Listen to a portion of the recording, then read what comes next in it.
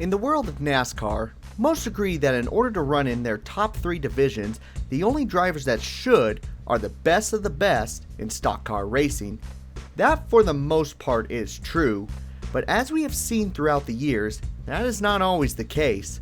Sometimes the drivers that make it to the higher parts of the series are drivers that have huge sponsorship backing, yet lack the needed experience. Because of this, these drivers quickly become ostracized by not only their fellow competitors, but also by fans and even commentators. I mean, who can blame them?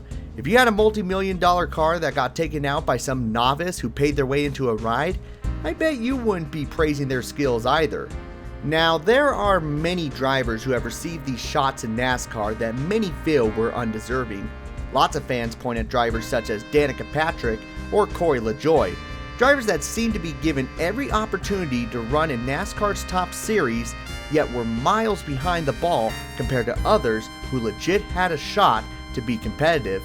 However, that would be too easy to make a story about them, as many have already dived into why these particular drivers are so hated by fans today.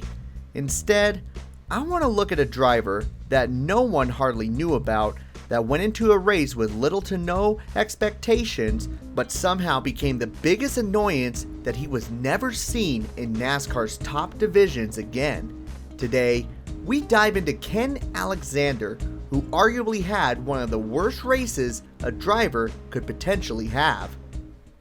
Man, if I don't win Sexiest Influencer of 2025, I'm gonna lose it! Yo, Vanillawafers! Don't you know how to knock? But wait, I did. Look, that's not the most important thing. Look at this, Vanillawafers. You have been invited to the Seabell Invitational race. Really? Well, let's get going. Wait, hold on a minute. You're gonna go looking like that? Oh no! You know what, Vanillawafers? I think I have an outfit for you that will help you dress for the journey. Oh look, it's Vanillawafers! Mr. Vanillawafers, congrats on receiving your invitation. Is there anything you would like to say to the fans? Yes, I do. Life is a journey, and my journey has way more years in front of me than behind me. What is he talking about? Which is why I have partnered with Koo Fandy to help dress me for victory in life's biggest moments. That's great, but what about the race? Right. I'm excited about the race, but fans should be more excited to go down to the link in the description below and go to koofandy.com and enter code VAN25 so you can get 25% off your next order. Do you have anything to say to Christopher Bell or about the invitational race? Oh yes, absolutely. Thank you, Christopher Bell, for helping elevate my confidence and character with this elevated design that is one of your top picks with Koo Fandy. Thank you for your time. Make sure to go down to the description below and check out Koo Fandy's vast collection so you look your best and dress to win. Rock and roll! The year was 2002, and the world of NASCAR entered a time of both optimism and uncertainty. The year prior, NASCAR lost arguably its most valued driver in the sport's history, while new faces entered the Cup Series looking to be the next champion. Meanwhile, in the then Busch Series, the series had both drivers that were looking to make a name for themselves, as well as drivers who were in their swan song years trying to finish out their careers on top. One of the teams that seemed to be on their way out was a team known as Hensley Motorsports, a team that saw victory lane multiple times in the early 90s, but struggled to stay competitive moving into the 2000s. For the 2002 season, the team planned to have both Shane Hall and Ken Alexander drive their number 63 car. Shane Hall was the driver the previous season, so it was no surprise to see him run in the car for an additional 24 races. However, Ken Alexander was really a no-name driver that only ran a handful of races the year prior. His best finish was only a 30th place result, so it was odd that he was able to come in with a sponsorship like Grease Light. Oh, he's the CEO of the parent company. Welp, that makes sense. Alexander purchased Hensley Motorsports for the 2002 season in hopes to revamp the team and have an opportunity to have his try in the Busch Series. Prior to 2001, Ken only ran in ASA and the Southeast Series, and out of those 84 races that he ran in the lower series, he had a whopping 2 lead lap finishes. Wow, he was complete shit. Obviously, he was not prepared for a series this high in NASCAR. Despite that, he bought a Busch team, meaning that he had control of the team. Sure, NASCAR could have rejected his chance to drive in the series like they do today. However, I don't believe that was enforced nearly as much back then. Ken Alexander's plan seemed to be run a handful of races after the event at Daytona, then give the ride back to Shane Hall at bigger races. After his first race with the team at Rockingham, Ken Alexander finished 33rd overall, 7 laps down, only beating running cars at the end, Dan Pardis and Robbie Faggart. Rough name, Robbie. The next 2 races would be a lot more challenging for the South Carolina native, with a 35th place finish at Las Vegas, 45 laps down, and a DNF at Darlington for suspension issues. Not the championship caliber start for the new driver/owner. However, perhaps everything could switch around for the novice driver at a racetrack that was similar in length to the tracks he raced in the lower series, Bristol Motor Speedway. I mean, it's a short track, and Ken ran at tracks half a mile or shorter, so hey, this might be what he needs. Unfortunately, this is where everything fell apart for the Carolina driver. The 5th race for the 2002 Busch Series was held at the iconic Last Great Coliseum. Only 43 cars attempted the race, and out of those 43 cars, Ken Alexander started the race in the 38th position.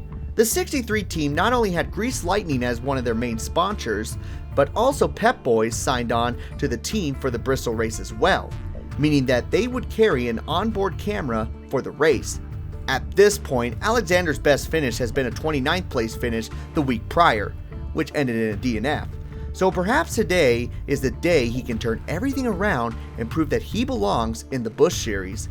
The green flag dropped at Thunder Valley, and what happened in the next 2 hours could only be described as an absolute train wreck. 8 laps into the race, multiple drivers were involved in a pileup off the exit of Turn 2. As the smoke cleared, Ken Alexander was seen to be at a complete stop and received some front-end damage off the left front. On the replays, it showed that Ken was not able to slow up in time before he ran to the back of Joe Buford in the 49 car, leading to the cosmetic damage. It wasn't a lot of damage, but not the best way to start the race, as he went a lap down due to killing the engine by coming to a complete stop. No matter, there were still plenty of more laps to go in the race to recover from this little dust-up. 5 laps after the first restart of the race, Ken Alexander would cause the second caution of the race by cutting off the second place car of Jason Keller while going significantly slower. This caused a chain reaction that took out some of the top drivers in the race, including said Jason Keller, Stacy Compton, Michael Waltrip, and Johnny Sauter.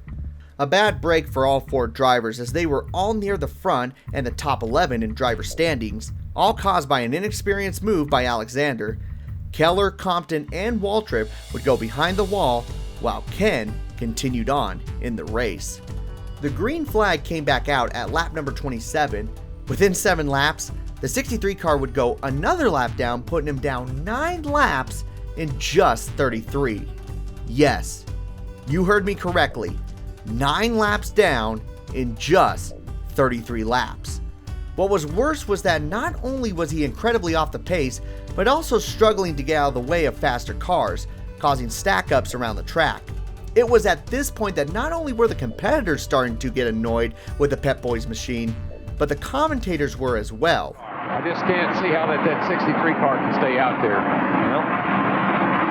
Moments later, the third caution came out for Casey Kane spinning by himself, meaning it was the first incident Ken wasn't involved in. Yay! In fact, Ken Alexander wasn't talked about again for nearly 30 laps. Did this mean he was starting to get accustomed to the race? Well, unfortunately no, because on lap 81, Ken Alexander would once again become a nuisance to the leaders as they attempted to put him another lap down. Jimmy Spencer almost climbed up the back of 63, Ken Alexander, putting him another lap down. And guys, I'm going to go here. Here we go. 3 off this racetrack. By now, it was apparent that Ken Alexander and the 63 team were best off going into the garage area and calling it a day. In less than 90 laps, the team was involved in multiple incidents, disrupted the leaders multiple times, and got underneath the skin of everyone in the state of Tennessee. But the team still stayed on the racetrack, even scaring commentators when he was just racing back to the line. It just told me. Perhaps they were so shocked by this lap because it was reported that this was Ken's fastest lap of the race. No, I can't say that. Lap 109 came around and another caution came out on the racetrack. And guess who was in it? Not again. I hadn't missed one yet. This was now the third time that Alexander was involved in a caution, and even though he spun out from avoiding the wreck in front of him, Darrell Waltrip was not afraid to say that the driver should have been parked at this point for being involved in too many cautions. Well, I've said this once before and got in trouble, but I'm going to say it again. 3 strikes and you're out. I mean, if you're in 3 wrecks. It was already embarrassing enough to be struggling this bad, but to have the commentators critiquing you on top of it, that's gotta sting. By lap 145, things were looking extremely rough for the 63 car. They were in 31st, 17 laps down. The only drivers they were beating were ones that were basically destroyed or had to go behind the wall for an extended period of time. I guess if they can just avoid the pandemonium for the final 105 laps, then maybe they could get away with a top 20 finish and— oh, for God's sakes! Keep going. Once again, Alexander was spun out on the racetrack. Now, according to the teleprompter, this was Ken's 5th caution he was involved in, but in all honesty, it was 4. Now, it almost felt like the Fox broadcasting team was getting sick of him. If they weren't, then his spotter definitely was, as he sounded like he would rather be anywhere else than there. Makes sense, as the 63 car was virtually going a lap down every 6 green flag laps at this point. The team and everyone else was just praying, please racing gods, just let him finish the race with no more issues. It appeared that the racing gods might have answered our prayers, as for the next 90 laps, Ken Alexander stayed out of trouble for the most part. Even the big one on lap 191, there was a lack of 63 involved in the incident. With just 15 laps to go, the 63 car was still on the track logging in laps, and despite being the biggest inconvenience in Thunder Valley, Ken looked to finish the race even though everyone doubted that he would. You know, it might not be the finish they were looking for, and at some points it was ugly, but the team stuck through with it to the bitter end, and it looked like it was going to pay off, letting everyone know that no matter how bad things are looking on the track, you should never ever give up. Truly an inspirational ending to the race that came from the most unlikely car of Ken Alexander. I believe Ken Alexander may have finally killed that thing. Oh, well, should have saw that one coming. In arguably the most remembered incident from this 2002 race, Greg Biffle bumped Harvick into the wall, ending his race and turning happy Harvick into angry Harvick. Impatient thing, I'll be waiting when he comes in here. Very unhappy. While this happened, Ken Alexander was coming around the corner at full speed and rammed into the back of Stacy Compton, killing his front end. Again, an inexperienced move by the South Carolina driver. This time though, the car was beyond repair as the front end was virtually destroyed, thus ending the race for the 63 team with just 10 laps to go. In those final 10 laps, Jason Keller and Michael Waltrip, the same 2 drivers Ken took out earlier in the race, were able to pass the 63 car on laps and put Ken in the final position of 31st. It was 7 positions better than his qualifying effort, but he still finished 30 laps down, and somehow became public enemy number 1 for everyone at Bristol Motor Speedway. Well, except maybe for Harvick. And this is Kevin Harvick going after Greg Biffle.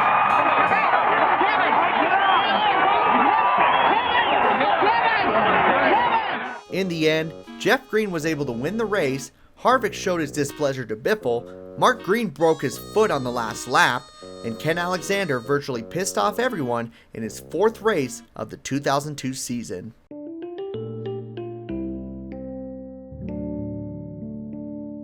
After this race, Ken Alexander never stepped foot into a NASCAR sanctioned race ever again. It's unclear whether or not this was due to his chaotic race at Bristol, but I'm fairly certain that it had something to do with that decision. As for his newly acquired race team, Hensley Motorsports put Shane Hall back in the car for an additional 23 races and brought in a driver by the name of Ron Young to run 6 of the last 8 races. The team finished 27th overall in owner points and sadly shut down after the 2002 season, thus ending the life of the team that had been around the Busch Series since its inaugural season in 1982. So what can we learn from this story?